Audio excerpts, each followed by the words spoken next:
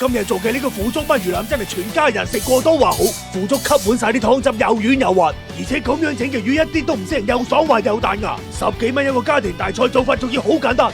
玩魚腩買翻嚟一定要刮咗入邊嗰啲黑膜，嗰啲黑膜就好似老鼠屎咁，有少少都腥到媽都唔認得。跟住攞廚房紙巾抹乾淨，方便等陣入味。將每一段切成2隻手指咁嘅闊度，咁樣比成大塊攞去煎會入味好多。放啲鹽同埋胡椒粉，初步俾個底味佢先。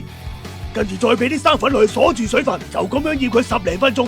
嗱，腐竹係呢一道菜嘅靈魂，買到好嘅腐竹比魚仲要好食。我推薦呢一種頭層腐竹，佢有好香嘅豆香味。嗱，咁乜嘢係頭層腐竹咧？係我哋一大鑊豆漿啊，佢前3層凝固嘅豆漿掛起咗之後啊，就會變成我哋依家食緊嘅腐竹啦。咁一大鑊豆漿啊，佢淨係出3塊嘅啫，佢比我哋喺平時出邊買嗰啲啊，要更加軟同埋更加滑㗎。咁我哋打開佢啊，就聞到一陣好香嘅豆味㗎啦。咁配料表咧就只有優質大豆同埋水嘅啫。睇啱嘅下邊攞單粒拍1發4啊。嗱，可以睇到浸出嚟嘅腐竹，佢每個部分都係軟嘅，佢中間係唔會有一塊硬塊喺度。跟住我哋將佢切成手指咁嘅長度。熱和冷油放啲魚腩落去，唔好心急，用燭火慢慢煎佢，慢慢攤佢。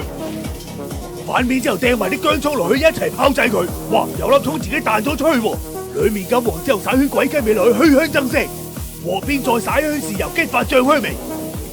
加皮膜上面嘅調味料落去，大火煮佢2分鐘先。跟住我哋再放埋啲腐竹落去，一直大火收汁，等腐竹吸滿晒呢啲汁嘅味道，真係好正好正。收汁收到差唔多，我哋就打翻個芡，等腐竹同埋魚都可以掛到啲汁。最後放埋啲葱落去，兜佢2嘢，馬上出鑊。